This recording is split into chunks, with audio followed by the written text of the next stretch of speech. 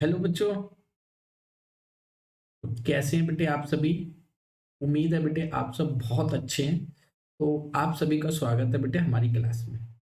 तो आज बेटा हम पढ़ने वाले हैं एक और इम्पोर्टेंट टॉपिक जिसका नाम है रिप्रोडक्शन। तो आप सभी जानते ही हैं बेटा कि 10th की क्लास में ये एक इम्पोर्टेंट टॉपिक है। साइंस साइंस के पॉइंट ऑफ व्यू से देखिए तो बहुत ही इम्पोर्टेंट टॉपिक है रिप्रोडक्शन। तो क्या होता है बेटे रिप्रोडक्शन, चलिए जानते हैं। तो बेटा ये जो रिप्रोडक्शन पार्ट है हमारा, इसको ना हम चैप्टर को दो पार्ट्स में कवर करेंगे। फर्स्ट पार्ट में हम जानेंगे बेटे sexual mode of reproduction, and बेटे सेकंड पार्ट में हम जानेंगे सेक्सुअल मोड ऑफ रिप्रोडक्शन। हाँ बेटे, मेरे को पता है कि आपको ये शब्द अभी नहीं समझ आ रहे होंगे, लेकिन बेटा जैसे जैसे हम आगे बढ़ते जाएंगे आपको शब्द भी समझ आएंगे और आपको क्लियरिटी भी मिलेगी कि एक्चुअल में रिप्रोडक्शन होता क्या है। तो चलिए बेटे स्टार्ट करते हैं। तो बेटा चैप्टर नंबर 7, रिप्रोडक्शन। देखो, अगर मैं आपसे बोलूं कि आप साइंस पे ना जाएं, इंग्लिश के वर्डों को ध्यान दें, तो बेटा आप सभी जानते होंगे कि प्रोडक्शन का मतलब क्या होता है। एक बात बताओ, आज के टाइम पे कौन बच्चा नहीं जानता प्रोडक्शन का मतलब क्या होता है? सभी जानते हैं, है ना बेटे? तो प्रोडक्शन का मतलब क्या होता है? प्रोडक्शन का मतलब होता है टू प्रोड्यूस। टू प्रोड्यूस, या सिंपल वर्डों में बोलूं तो किसी चीज को बेटे जनरेट करना, है ना, किसी चीज को उत्पन्न करना। बिल्कुल सिंपल से वर्ड में मैं आपको बता रहा हूँ, बहुत ज्यादा मैं डेंजर डेंजर वर्ड का इस्तेमाल नहीं करने वाला हूँ बेटे। यहाँ पे देखो, प्रोडक्शन, जैसे कि आपको भी पता है कि जब भी कोई फैक्ट्री होती है या फिर किसी भी चीज का कोई गोदाम होता है, तो वहां पे आप देखेंगे कोई ना कोई यूनिट प्रोड्यूस होती है। हाँ बेटे, प्रोडक्शन का सीधा सीधा मतलब होता है किसी चीज को उत्पन्न करना या किसी चीज का उत्पादन करना। अब उत्पादन तो हमें समझ आता है, किसी चीज को उत्पन्न करना तो समझ आता है, लेकिन सर इसके आगे अगर एक वर्ड लगा दे री, तो री का मतलब क्या होता है? री का मतलब होता है अगेन, है ना बेटे? सिंपल सा मतलब है, हर एक बच्चे को पता है। जब भी किसी भी वर्क के आगे हम री लगा देते हैं तो वो वर्क सर क्या हो जाता है? रिवर्स हो जाता है, या फिर बोल सकते हैं उस वर्क को हम दोबारा कर रहे हैं, है ना? तो री का मतलब होता है अगेन, इसका मतलब होता है दोबारा। अच्छा सर, ठीक है। तो री और प्रोडक्शन को जब आप ऐड कर देंगे तो एक सीधा सा मतलब निकल के आता है क्या, कि आप किसी चीज को दोबारा से प्रोड्यूस कर रहे हैं। देखो, मैं सिर्फ इंग्लिश का मतलब बता रहा हूँ, अगर इस वर्ड पे आप ध्यान ध्यान दें तो आपको क्या मतलब बेसिक कॉन्सेप्ट ये दिखाई देता है। रिप्रोडक्शन का सीधा सीधा मतलब होता है बेटे अगेन प्रोडक्शन। देखो, मैं कोई रटने वाली चीज नहीं बता रहा हूँ, आपको मतलब समझाने की कोशिश कर रहा हूँ ताकि आपको रटना न पड़े, ठीक है बेटे? तो रिप्रोडक्शन एक ऐसा वर्ड है जिसमें हमें साफ साफ दिखाई देता है, वो कहना चाहता है कि री मतलब दोबारा और प्रोड्यूस मतलब उत्पन्न करना। जब हम किसी चीज को दोबारा से उत्पन्न करते हैं बेटे, तो उसे कहते हैं रिप्रोड्यूस। तो सर ये चलो सारी बात ठीक है, आपकी बात हमने मान ली, रिप्रोडक्शन का मतलब हो गया दोबारा से प्रोडक्शन करना, ठीक है। बट यहाँ पे हम प्रोडक्शन कर किसका रहे हैं? तो देखिए बेटे, एक सिंपल सी बात बता रहा हूँ। आप सभी को पता है कि हमारी अर्थ पे दो ऑर्गेनिज्म पाए जाते हैं, एक होता है बेटे लिविंग और एक होता है बेटे नॉन लिविंग। सही कह रहा हूँ बेटे मैं? बिल्कुल सही कह रहे हो आप सब। एक होता है लिविंग, एक होता है नॉन लिविंग। अब हम अपनी बात करें तो बेटा हम किस में काउंट होते हैं? सर हम तो लिविंग में काउंट होते हैं। हम सारे ऑर्गेनिज्म कैसे हैं? लिविंग ऑर्गेनिज्म है। तो बेटा हम एक लिविंग ऑर्गेनिज्म हैं, लेकिन फिर भी हम अपने ही जैसे और बनाने की कोशिश कर रहे हैं बेटे। तो हमारे होते हुए भी हम अपने ही जैसे और बना रहे हैं। तो बेटा अपने ही जैसे दोबारा को बनाना, इसी को तो कहते हैं रिप्रोडक्शन। तो बिल्कुल सिंपल और सीधे वर्डों में मैं आपको बताऊं तो प्रोडक्शन प्रोडक्शन ऑफ लिविंग्स, ये हो गया सिंपल वर्डों में। लेकिन आप थोड़ा सा हाई फाई करना चाहते हैं, थोड़ा बेहतरीन, तो देखिए छोटा सा एक डेफिनेशन हमारे सामने निकल के आता है रिप्रोडक्शन का। The production of new organism from a existing organism same species is known as reproduction. बेटा हम ऑलरेडी अर्थ पे प्रेजेंट है, लेकिन फिर भी हम अपने ही जैसे और ऑर्गेनिज्म प्रोड्यूस करने की कोशिश कर रहे हैं, इसी प्रोसेस को कहते हैं रिप्रोडक्शन। बिल्कुल सिंपल सा प्रोसेस है और बिल्कुल सिंपल सी डेफिनेशन निकल के आती है। ठीक है बेटे, तो उम्मीद है आपको समझ आ गया होगा रिप्रोडक्शन का मतलब क्या होता है, अपने ही जैसे और ऑर्गेनिज्म को प्रोड्यूस करना। अच्छा, एक प्यारा सा सवाल यहाँ पे आपके सामने ये आ रहा है बेटे, why reproduction is essential for survival of life. बोल रहा है कि लाइफ के लिए रिप्रोडक्शन क्यों जरूरी है, क्यों इसेंशियल है। तो आपको भी पता है बेटे कि रिप्रोडक्शन अगर हम ना करें तो हम मर तो जाएंगे नहीं बेटे। अगर रिप्रोडक्शन ना करें तो ऐसा तो है नहीं कि सर रिप्रोडक्शन से मेरे को एनर्जी मिलती है, मैं खाना खाता हूं तो मेरे को एनर्जी मिलती है, तो क्या रिप्रोडक्शन से भी एनर्जी मिलती है। अगर मैं नहीं करूंगा तो मैं मर जाऊंगा। क्या रिप्रोडक्शन भी हमारे सांस लेने जितना इंपॉर्टेंट है? नहीं। फिर सर हम क्यों करते हैं, तो ये देखिए प्यारा से एक एग्जांपल, सॉरी आंसर यहाँ पे लिखा हुआ है। Reproduction is essential for survival of species on this earth because insurance continuity of life earth. देखो बड़ी ही प्यारी सी बात लिखी है कि आप बेटे भले ही रिप्रोडक्शन से जिंदा रहें या ना रहें, लेकिन आपकी स्पीसीज जिंदा रहेगी, आपकी स्पीसीज जिंदा रहेगी, आपकी जाति जिंदा रहेगी, आपकी प्रजाति जिंदा रहेगी। तो आप चाहते हैं बेटा कि आपकी जो लाइफ है वो इंश्योर रहे अर्थ के ऊपर, आपकी स्पीसीज क्या रहे बेटा, लंबे समय तक सरवाइव करती रहे अर्थ पे, या सीधे सीधे वर्ड में बोलूं आपका अस्तित्व बना रहे अर्थ पे। तो बेटा आपको रिप्रोडक्शन करना पड़ेगा।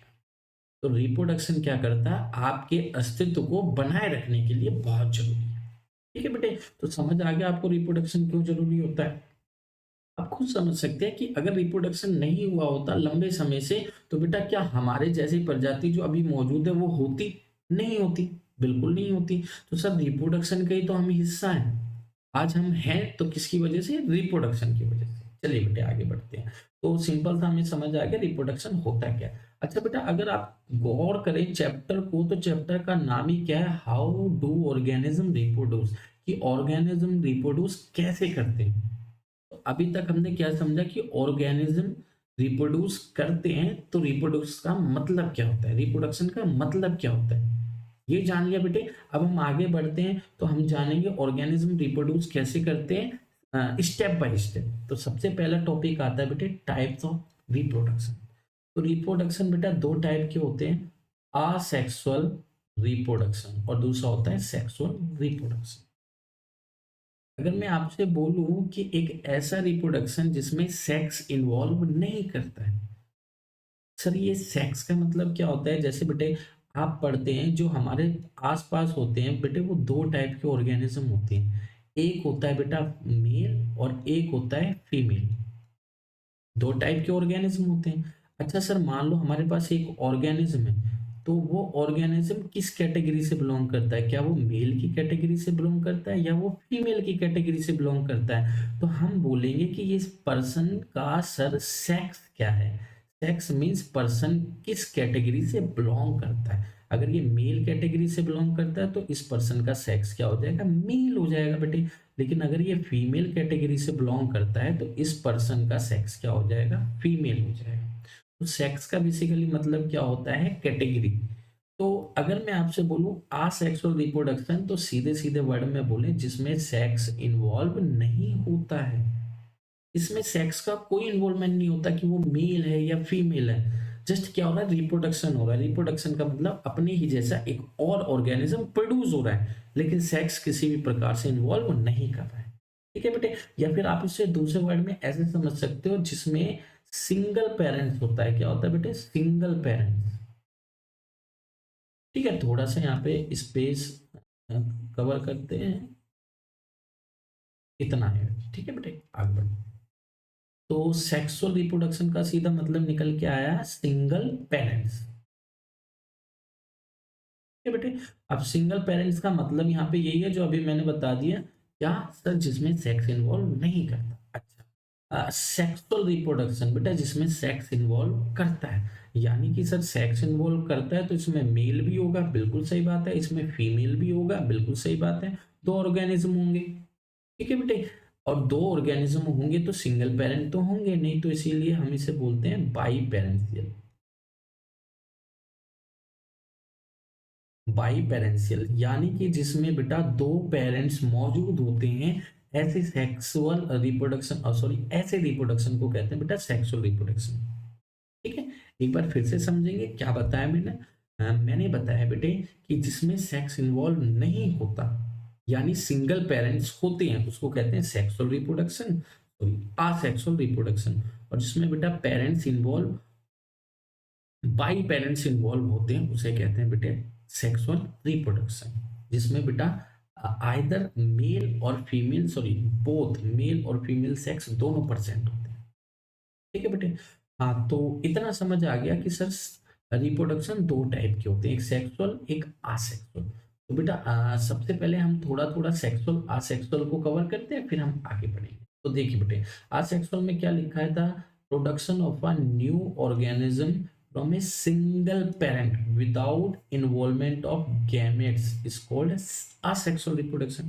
ठीक, डेफिनेशन सारी चीज क्लियर हो जाती है। सर एक ऐसा रिप्रोडक्शन जिसमें सबसे पहली चीज तो सिंगल पेरेंट्स होते हैं, दूसरी इंपॉर्टेंट चीज क्या होती है इसमें बेटा, गैमेट्स इन्वॉल्व नहीं होते।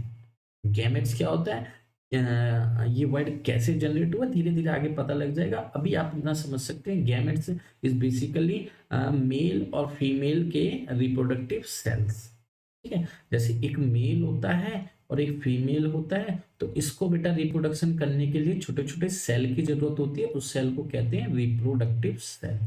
और ऐसी फीमेल को रिप्रोडक्शन करने के लिए छोटे छोटे सेल की जरूरत होती है, उसे कहते हैं रिप्रोडक्टिव सेल। तो ये हो जाएगा बेटे मेल का रिप्रोडक्टिव सेल, और ये हो जाएगा फीमेल का रिप्रोडक्टिव सेल, तो यही बनाते हैं गैमेट्स। लेकिन बेटे आसेक्सुअल में तो कोई गैमेट्स की जरूरत नहीं है। ठीक है। अच्छा, sexual reproduction, the production of new organism from a two parents by making use of their gametes, sex cell. तो अभी हमने एक वर्ड यहाँ पे पढ़ा, रिप्रोडक्टिव सेल या फिर सेक्स सेल, आप कोई भी नाम ले सकते हो। तो जो अपने सेक्स सेल का यूज करके, रिप्रोडक्टिव सेल का यूज करके क्या करता है, एक न्यू ऑर्गेनिज्म प्रोड्यूस करता है, उस रिप्रोडक्शन को कहते हैं बेटा सेक्सुअल रिप्रोडक्शन। ठीक है बेटे, थोड़ा सा यहाँ पे हम देखो डिफरेंस के तौर पे भी समझ सकते हैं। आसेक्सुअल रिप्रोडक्शन, इसमें सिंगल पेरेंट्स होता है, इसमें बेटा टू पेरेंट्स होते हैं, इसमें गैमेट्स नहीं बनते हैं, इसमें गैमेट्स बनते हैं, इसमें फर्टिलाइजेशन नहीं होता है, इसमें होता है। अब ये फर्टिलाइजेशन का मतलब क्या होता है बेटा, तो ये बहुत ही इंपॉर्टेंट सॉरी वर्ड है इस पूरे चैप्टर का, या प्रोसेस बोल सकते हो, फर्टिलाइजेशन। अब ये फर्टिलाइजेशन क्या होता है थोड़ा सा हम समझते हैं। अभी मैंने आपको बताया कि मेल रिप्रोडक्शन नहीं कर सकता जब तक उसके पास रिप्रोडक्टिव सेल ना हो, कि फीमेल रिप्रोडक्शन नहीं कर सकती जब तक उसके पास रिप्रोडक्टिव सेल ना हो। तो एग्जाम्पल के तौर पे ये हो गया मेल रिप्रोडक्टिव सेल। ठीक है बेटे, और एग्जाम्पल के तौर पे ये हो गया sir female reproductive cell. Done. तो जिस दिन बेटा ये दोनों आपस में जुड़ जाएंगे ऐसे करके, मेल और फीमेल रिप्रोडक्टिव सेल आपस में कंबाइन हो जाएंगे, जुड़ जाएंगे, इस ही प्रोसेस को कहते हैं फर्टिलाइजेशन। तो फर्टिलाइजेशन में दो सेल, एक मेल जर्म सेल एक फीमेल जर्म सेल आपस में फ्यूज हो जाते हैं, तो बेटा जो सेल बनता है यूनिसेलुलर, बेसिकली वो कहलाता है जायगोट। ठीक है बेटे, तो इसी प्रोसेस को हम क्या कहते हैं बेटे, फर्टिलाइजेशन। तो याद रखेंगे आज के बाद बेटे कि जब भी फीमेल जर्म सेल और मेल जर्म सेल आपस में फ्यूज हो जाते हैं, इस प्रोसेस को फर्टिलाइजेशन कहते हैं। तो अभी हमने देखा आसेक्सुअल में तो फर्टिलाइजेशन होगा ही नहीं, क्यों नहीं होगा, क्योंकि सर इसमें तो गैमेट्स ही नहीं होते। लेकिन इसमें फर्टिलाइजेशन होगा, बिल्कुल होगा, क्योंकि इसमें गैमेट्स होते हैं। और चीज हम थोड़ी सी ऐड ऑन कर सकते हैं इसमें, इस सब जो आसेक्सुअल रिप्रोडक्शन होता है, इसमें किसी भी प्रकार से वेरिएशन नहीं होता। हम कह सकते हैं नो वेरिएशन,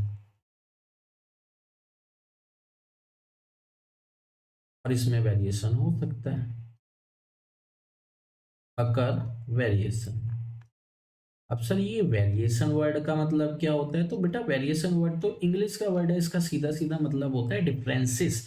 मान लो मैं आपसे कहता हूँ कि एक लड़का यहाँ खड़ा है, एक लड़का यहाँ खड़ा है, दोनों लड़के 10वीं क्लास में पढ़ते हैं, ठीक है, और दोनों का नाम एस से स्टार्ट होता है। तो ये सारी चीजें सेम हो गई, लेकिन सेम होने के बावजूद इनमें डिफरेंसेस क्या है, दोनों में अंतर क्या है? अंतर ये है कि सर इसकी हाइट ज्यादा है, इसकी हाइट कम है। तो ये जो इन दोनों के बीच में डिफरेंस है, इसी डिफरेंस को क्या कहते हैं बेटा? वेरिएशन।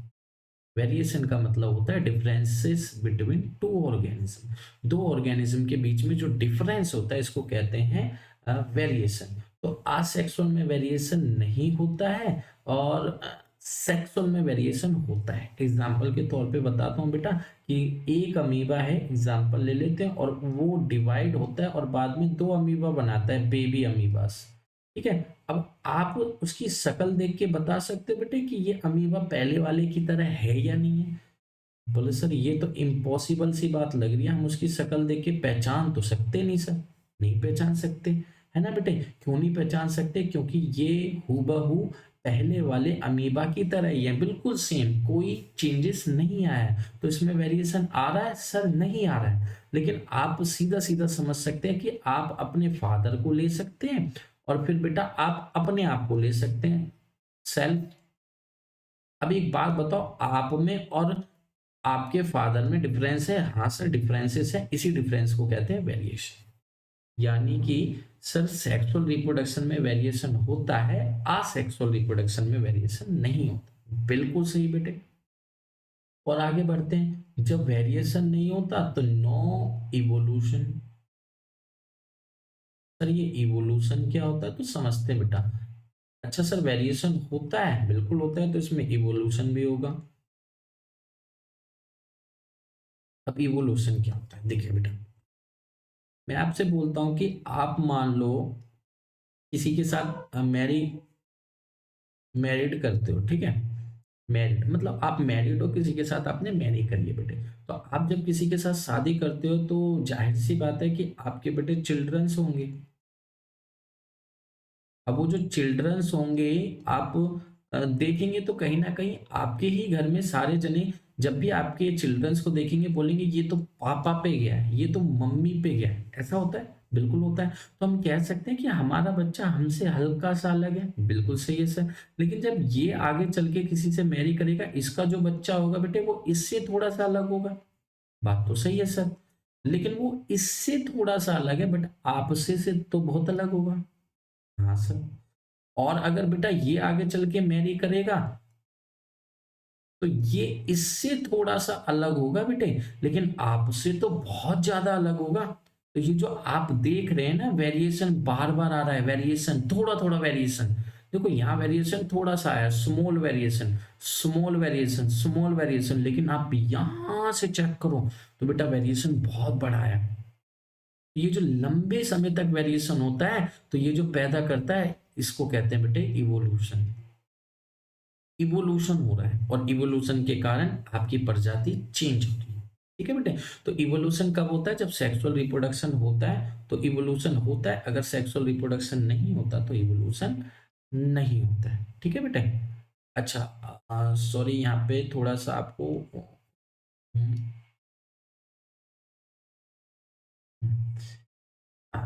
दिखाई नहीं दे रहा, कोई नहीं, हम क्या करते हैं इसको थोड़ा सा छोटा कर लेते हैं, ठीक है।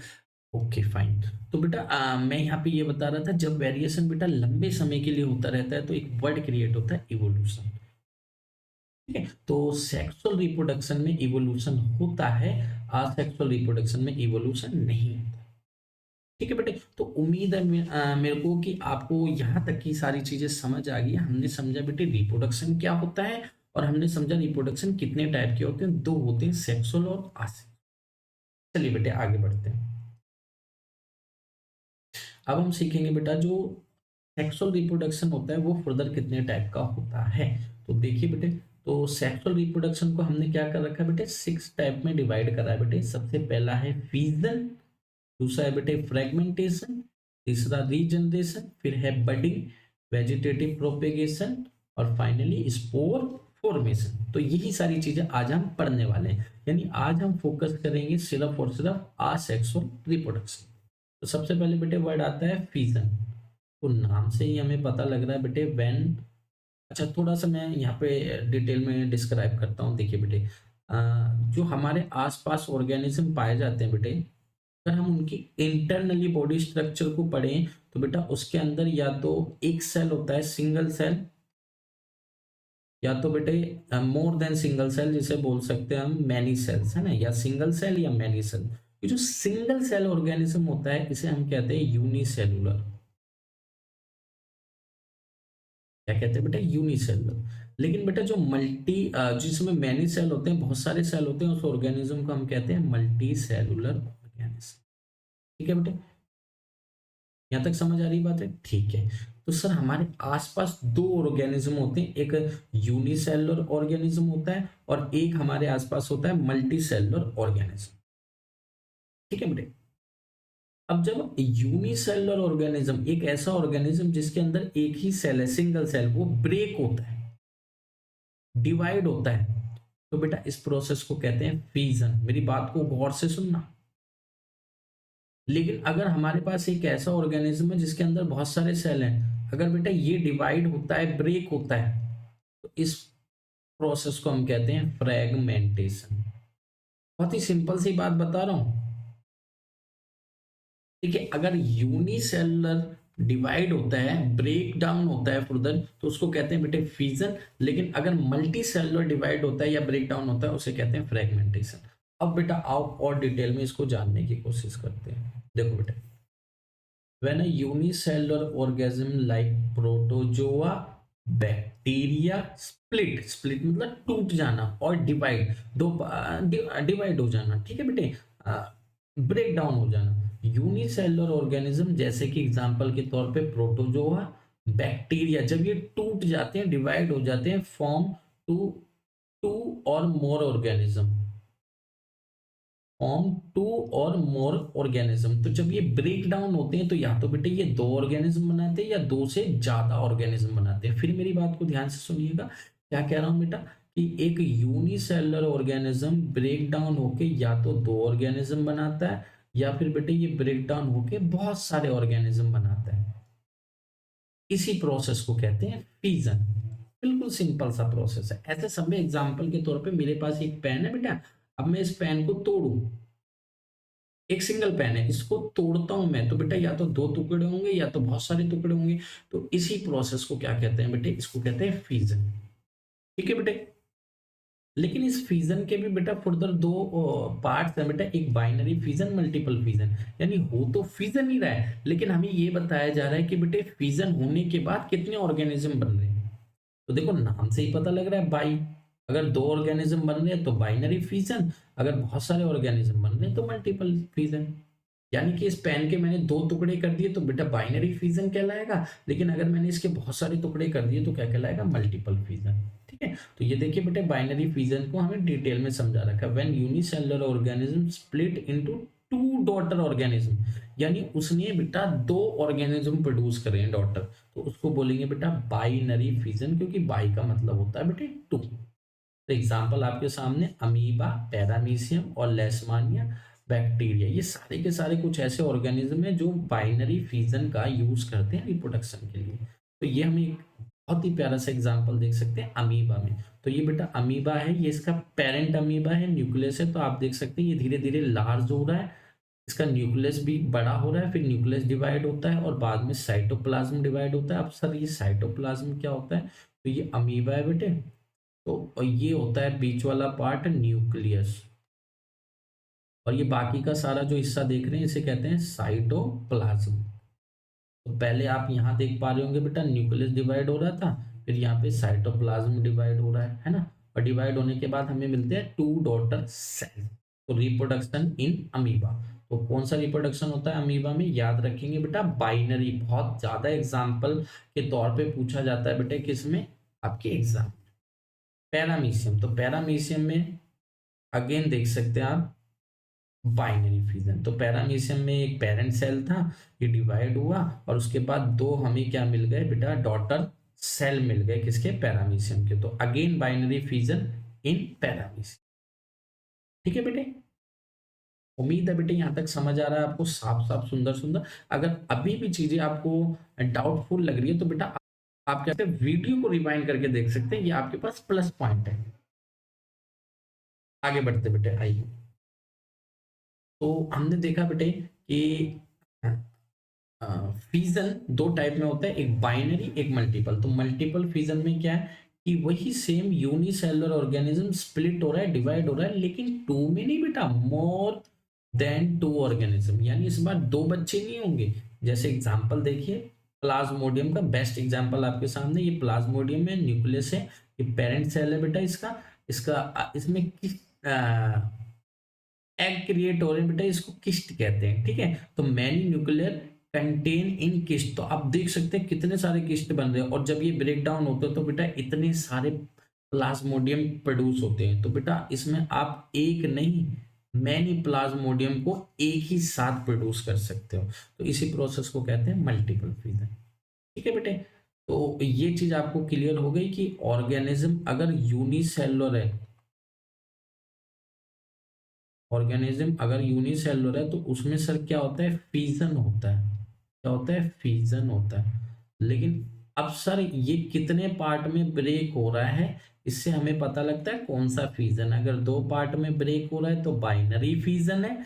अगर सर ये दो से ज्यादा पार्ट में ब्रेक हो रहा है हमारे पास, तो इसे बोलेंगे मल्टीपल फीजन। डन बेटे, बहुत ही बढ़िया। चलिए आगे बढ़ते हैं। तो एक और सिंपल सी चीज आती है, फ्रेगमेंटेशन। तो अब यहाँ पे देखो बेटे क्या हो गया, मल्टी सेलर वर्ड आ गया, कंफ्यूज नहीं होना इसमें। ठीक है, तो जब एक मल्टी सेलर ऑर्गेनिज्म,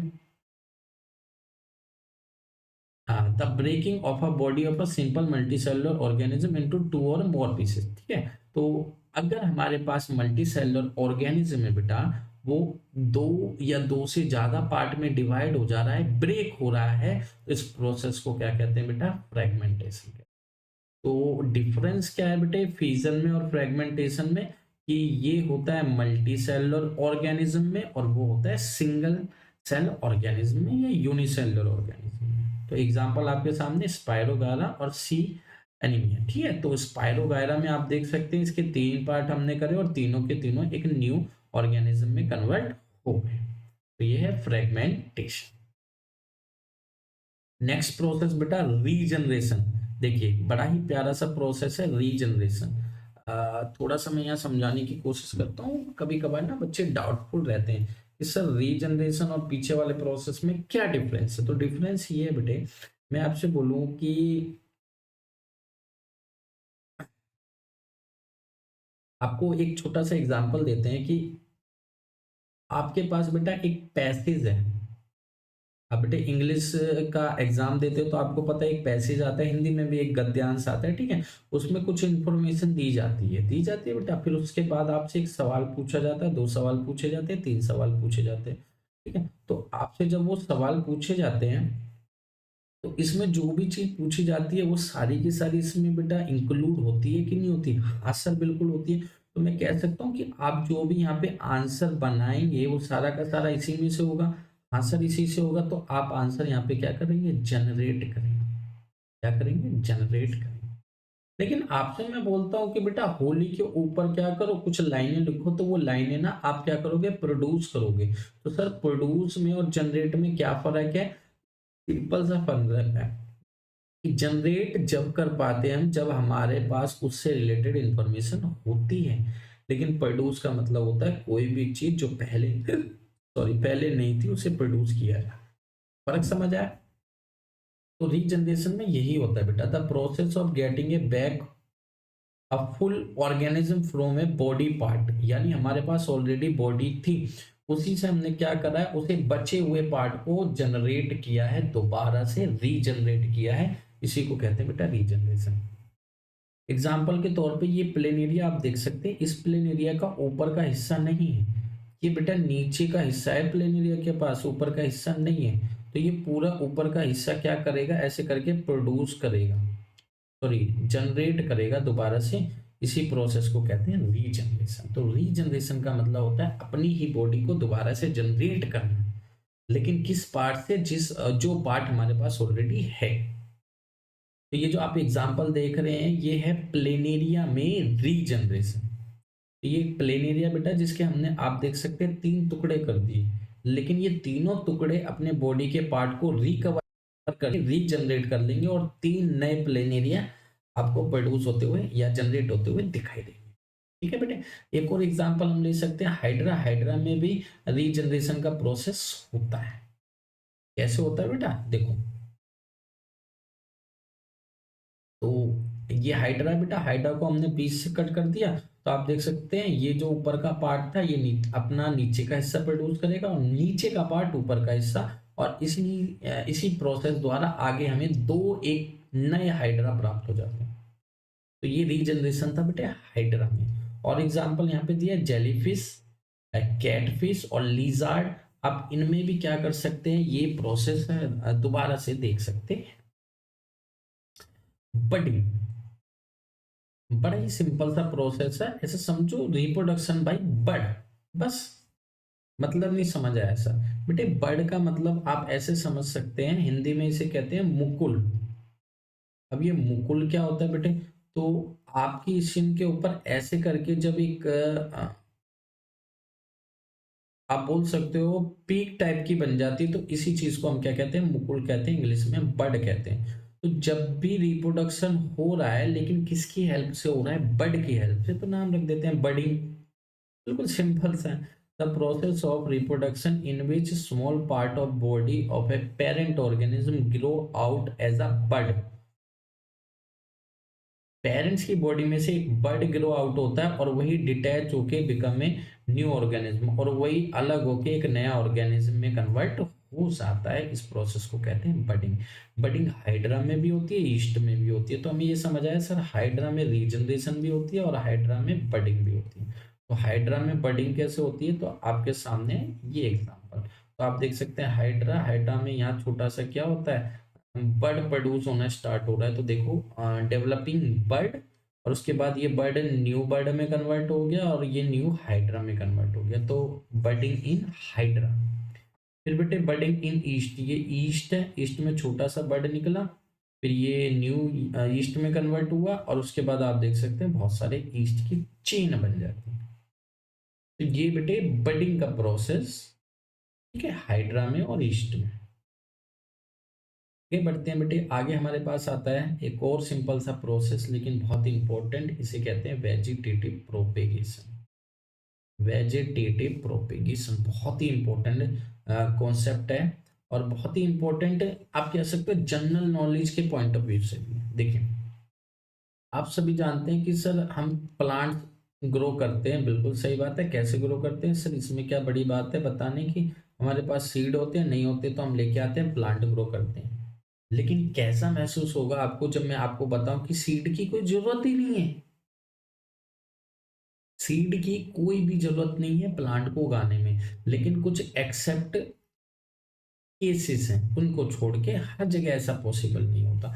तो अगर मैं आपसे बोलूं प्लांट के ही किसी पार्ट से आप एक न्यू प्लांट उगा सकते हैं, तो बेटा आप समझ जाना यही है वो खतरनाक और बहुत ही इंपॉर्टेंट कॉन्सेप्ट जो है वेजिटेटिव प्रोपेगेशन। तो जो बात मैंने आपको अभी यहाँ बताई बिल्कुल वही असली बात है। देखिए क्या लिखा है, the process of reproduction in which many parts of plant like root, stem, leaves grow into a new plant without the help of reproductive organ। जब आप पेड़ के ही किसी पार्ट से एक नया पेड़ बना देंगे विदाउट सीड, इसको कहते हैं बेटा वेजिटेटिव प्रोपेगेशन। ठीक है बेटे। एग्जाम्पल धीरे धीरे आपके डाउटों को क्लियर कर देगा। हो सकता है बच्चों को अभी भी डाउट हो, समझ ना आए, लेकिन मैं समझा देता हूँ, धीरे धीरे क्लियर होता जाएगा।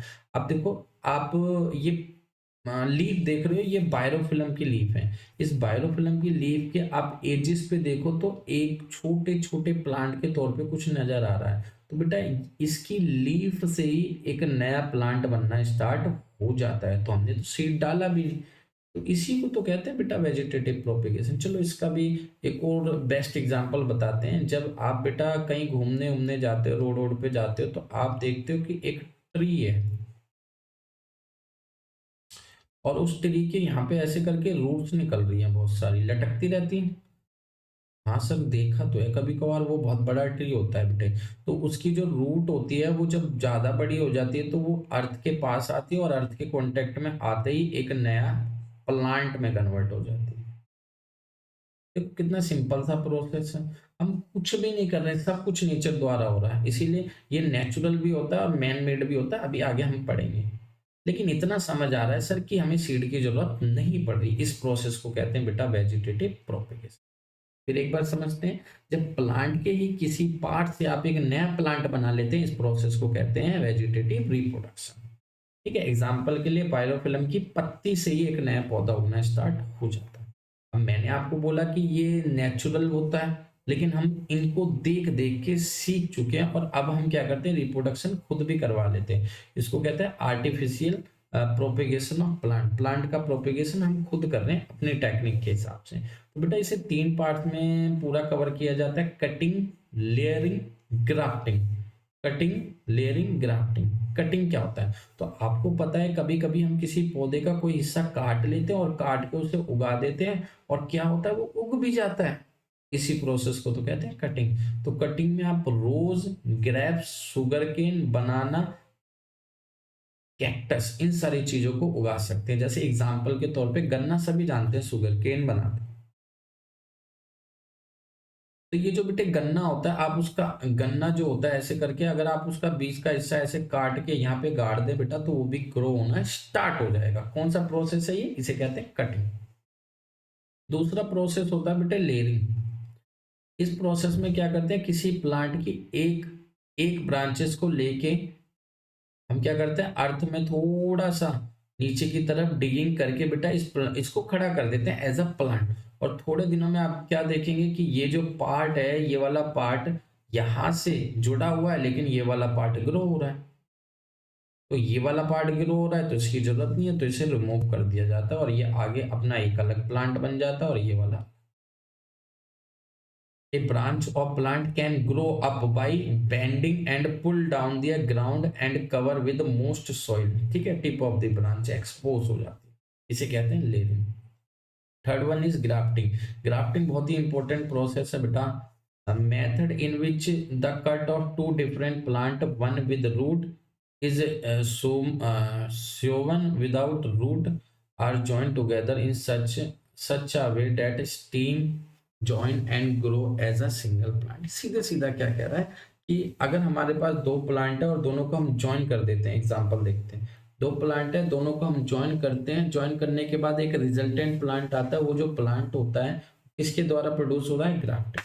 तो यहाँ पे देखिए ग्राफ्टिंग में क्या है कि हमारे पास एक ऑलरेडी प्लांट है नीचे, इसको हम सीकन कहते हैं बेटा, और इसको हम स्टॉक कहते हैं। 2 पार्ट होते हैं हमारे पास, ठीक है, सीकन और स्टॉक, एक ऊपर का पार्ट एक नीचे का पार्ट। जब हम इसे कंबाइन करके ऐसे बांध देते हैं तो कुछ समय बाद ऊपर वाला प्लांट ग्रो होना स्टार्ट हो जाता है। लेकिन ये ग्रो किसकी हेल्प से हो रहा है, नीचे वाले प्लांट की हेल्प से। तो इसी प्रोसेस को कहते हैं बेटा ग्राफ्टिंग। तो आप नीचे देख सकते हैं कि ये जो हम अभी अभी सीख चुके हैं ना, ग्राफ्टिंग, लेयरिंग, कटिंग, इन सब के बहुत ज्यादा फायदे हैं। तो आप देख सकते हैं एडवांटेज ऑफ वेजिटेटिव प्रोपेगेशन। क्या फायदे हैं बेटा जानते हैं। The new plant grow from vegetative propagation will be exactly like the parent cell. एक बात बता,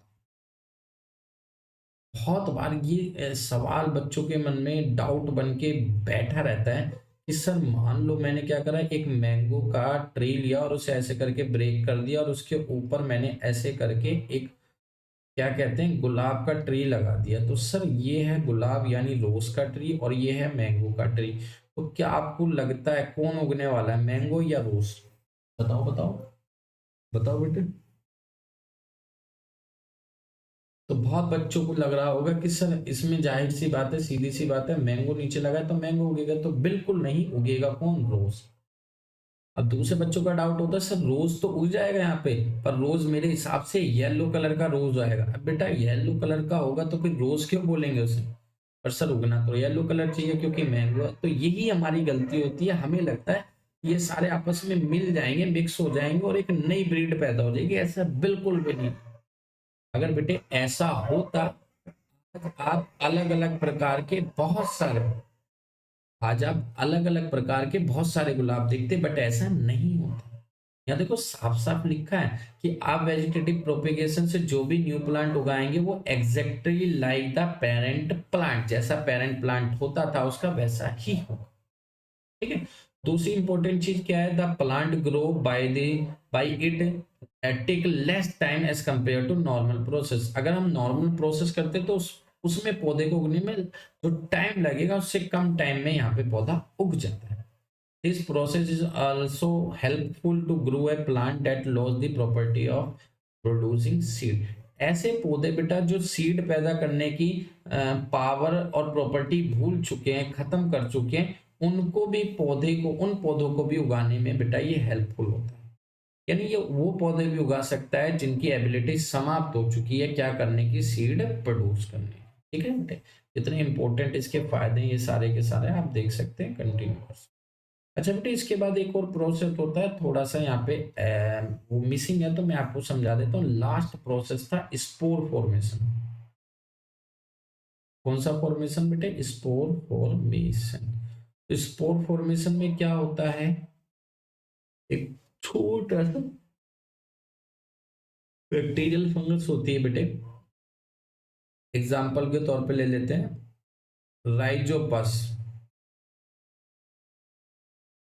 ठीक है, ये राइजोपस क्या होता है बेटे, बहुत ही खतरनाक चीज होती है। आप कहीं भी बैठे हो सकता है आप इस समय अपने घर में हो सकता है आप किचन में हो सकता है नहीं आप कहीं और हो, तो आप कहीं भी बैठे रहिए बेटा, आपको हर जगह मिलेगा कौन, राइजोपस। हर जगह बेटा, ये हर जगह घूम रहा है। आप इसका ये वाला पार्ट जो देख पा रहे हैं इसको कहते हैं स्पोरेंजम। और बेटा ये जो नीचे का पार्ट देख पा रहे हैं इसे हाइप कहते हैं। क्या कहते हैं, हाइप कहते हैं नीचे वाले पार्ट को, ऊपर वाले पार्ट को कहते हैं स्पोरेंजम। अगर मैं आपको इसे जूम करके दिखाऊं तो स्पोरेंजम में क्या होता है बेटा, ये स्पोरेंजम होता है, यानी एक बैग जैसा स्ट्रक्चर होता है और इसके अंदर बहुत सारे स्पोर होते हैं। क्या होते हैं, बहुत सारे स्पोर। अब ये जो स्पोर होते हैं ना बेटा, ये बहुत ज्यादा लाइट है, वेरी लाइट। ये इतने ज्यादा लाइट है कि इसे उड़ाना नहीं पड़ता, ये हमेशा हवा में बेटा कहीं ना कहीं प्रेजेंट रहते हैं। यानी सर अभी मैं यहाँ बैठा हूँ यहाँ पे, हाँ बेटा यहाँ पे भी बहुत सारे स्पोर्ट्स हैं।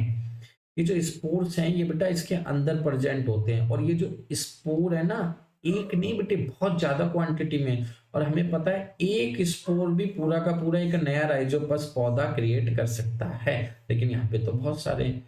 लेकिन कंडीशन यही है कि जब तक इसे इसके रिक्वायरमेंट की चीजें नहीं मिलती ये ग्रो नहीं करता।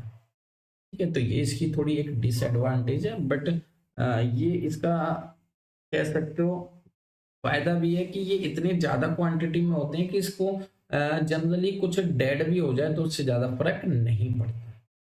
तो स्पोर फॉर्मेशन की ये जो स्पोर्स होते हैं, जैसे ही बेटा इनको इनके हिसाब की इनको सूटेबल कंडीशन मिल जाती है, लाइक इनको एयर मिल गई, इनको वाटर मिल गया, इनको मॉइस्चर मिल गया, अगर ऐसी चीजें मिल जाती है तो बेटा ये ग्रो करना स्टार्ट हो जाते हैं और बहुत तेजी से ग्रो करते हैं। इसका सीधा सीधा एग्जांपल आप समझ सकते हैं, जब आप क्या करते हैं, किसी एक ब्रेड को लंबे समय के लिए, कोई भी ब्रेड चपाती हो सकती है, फल हो सकता है, आप किसी एक ऐसी जगह पे रख देते हैं बेटे जहाँ पे उसे एयर वाटर मॉइस्चर मिल जाता है। और अगर ऐसी चीजें मिल जाती है तो आप उसके ऊपर देखेंगे तो बहुत सारी ऐसी गंदी चीज लगी होगी जो आपको देखने में बिल्कुल अच्छी ना लगे, उसी को कहते हैं राइजोपस यानी स्पोर फॉर्मेशन। ठीक है बेटे, समझ आ गया। हाँ बिल्कुल बेटे, तो राइजोपस वो होता है जो ब्रेड के ऊपर लगता है, जिसको हम हिंदी भाषा में फंगस भी कहते हैं। ठीक है बेटे, तो आज हमने क्या सीखा, रिप्रोडक्शन का मतलब क्या होता है बेटे, और रिप्रोडक्शन कितने टाइप के होते हैं। फिर हमने सीखा असेक्सुअल रिप्रोडक्शन के कितने टाइप होते हैं, 6 टाइप होते हैं सर। फीजन, सिंगल सेल का टूटना, बात को सुनिएगा मेरा, फीजन सिंगल सेल का टूटना sir. Multiple fission, sorry multiple break down. अगर सिंगल सेल टूटता है तो फिजन कहते हैं, लेकिन अगर मल्टी सेल टूटता है तो उसे फ्रेगमेंटेशन कहते हैं। सिंगल सेल टूटेगा तो फिजन, मल्टीपल सेल टूटेंगे तो फ्रेगमेंटेशन। ठीक है। अगर बॉडी से दोबारा बॉडी जनरेट हो रही है तो उसे रीजनरेशन बोलेंगे। अगर बड से रिप्रोडक्शन हो रहा है तो उसे बडिंग बोलेंगे। अगर बेटा एक पौधे के पार्ट से ही पौधा उगा दिया जाता है तो उसे वेजिटेटिव प्रोपेगेशन बोलेंगे। और अगर स्पोर से बेटा क्या होता है, एक न्यू प्लांट क्रिएट होता है तो उसे क्या बोलेंगे, स्पोर फॉर्मेशन बोलेंगे। तो उम्मीद है बेटे यहाँ तक आपको सारी की सारी बातें क्लियर है। इसके बाद एक छोटा सा वर्ड आता है टिश्यू कल्चर। तो आप इतना समझ सकते हैं टिश्यू कल्चर का मतलब कि आप बल्क में बहुत सारे प्लांट्स प्रोड्यूस कर रहे हैं। अब ये कर किसकी हेल्प से रहे हैं, तो आप क्या कर रहे हैं, टिश्यू की प्रॉपर्टी का यूज करके, टिश्यूज की कुछ प्रॉपर्टीज का यूज करके, या फिर आप बोल सकते हैं किसी बॉडी के टिश्यू की हेल्प से एक नई बॉडी, नहीं बहुत सारी नई बॉडी क्रिएट कर देना, ये कहलाता है tissue culture. The production of a new plant from a small piece of plant tissue remove करके from the growing tip of plant in a suitable growth medium is called tissue culture. यानी अगर हमारे पास एक body है और हम उसके ही जैसी बहुत सारी बॉडी बनाना चाहते हैं बेटे, तो हमें जिसका इस्तेमाल करना पड़ेगा उस टेक्निक को कहते हैं टिश्यू कल्चर। ठीक है बेटे, तो आगे बढ़ते हैं। टिश्यू कल्चर के यहाँ पे कुछ एडवांटेज दिए हुए हैं जिसे आप नॉर्मली पढ़ सकते हो। अब ये क्लोन क्या होता है, तो क्लोन का मतलब होता है बोल सकते हो कॉपी। ठीक है, फर्स्ट कॉपी। जब आपके ही जैसी आपकी फर्स्ट कॉपी बना दी जाती है हूबहू सेम, लेकिन वो हमारी तरह नहीं हो सकती, इसको कहते हैं क्लोन। तो the new organism produce by one parents, एक पेरेंट द्वारा प्रोड्यूस किया गया असेक्सुअल रिप्रोडक्शन में, उसको क्या कहते हैं, क्लोन। क्या कहते हैं बेटे, क्लोन। ठीक है बेटे, तो उम्मीद है बेटे आप सभी डिटेल में जान चुके हैं रिप्रोडक्शन का मतलब क्या होता है बेटे, और रिप्रोडक्शन कितने टाइप के होते हैं। तो आज हमने पढ़ा असेक्सुअल मोड ऑफ रिप्रोडक्शन, जिसमें गैमेट्स की जरूरत नहीं पड़ती, जिसमें फर्टिलाइजेशन नहीं होता, जिसमें वेरिएशन नहीं आता। ये सारी चीजें हमने डिटेल में देखी। तो उम्मीद है बेटे ये सारी चीज आपको समझ आई है। नहीं समझ आई तो आप वीडियो को स्टार्टिंग से देख सकते हैं। बट बेटा आप इन्हें पढ़िए, नोट्स बनाइए। जितना ज्यादा आप पेन कॉपी लेके बैठेंगे उतना ही बेहतर आपके लिए, क्योंकि जितना लिखने से आता है बेटा उतना किसी और चीज से नहीं आता। ठीक है बेटे, तो उम्मीद है आपको आज की क्लास पसंद आई बेटे। पसंद आए तो लाइक जरूर करें। ठीक है बेटे, मिलते हैं नेक्स्ट क्लास में, नेक्स्ट पार्ट ऑफ रिप्रोडक्शन, जिसमें हम सीखेंगे सेक्सुअल रिप्रोडक्शन क्या होता है। ओके बेटे, बाय।